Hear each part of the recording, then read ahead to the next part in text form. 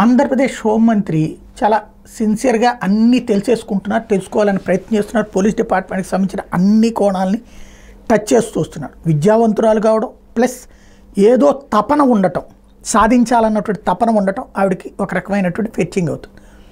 లేటెస్ట్గా చూస్తే జైలు దగ్గరికి వెళ్ళి విశాఖ జైలుని పరిశీలించిన సందర్భంగా కీలకమైన 2 అబ్జర్వేషన్స్ కనిపెట్టారు.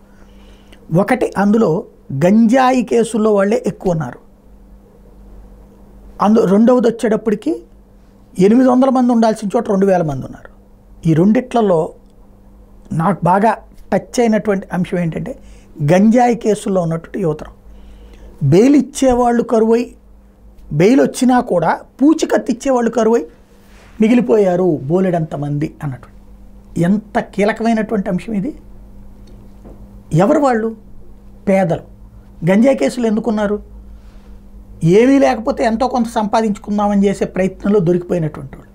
గంజాయి అమ్మకం తప్పు, నేరం, నాశనం చేస్తుంది.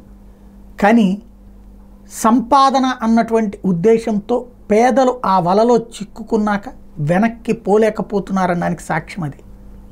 ఇప్పుడు వాళ్ళ పట్ల ఏం చేస్తారు? సరిగ్గా ప్రభుత్వం తలుచుకుంటే వాళ్ళకందరికీ కోర్టుతో మాట్లాడి పూచికత్తులు సంతకాలు కాకుండా ఏదన్నా వెసులుబాటు కల్పించవచ్చు, లేదా ప్రభుత్వం క్షమాభిక్ష పెట్టచ్చు.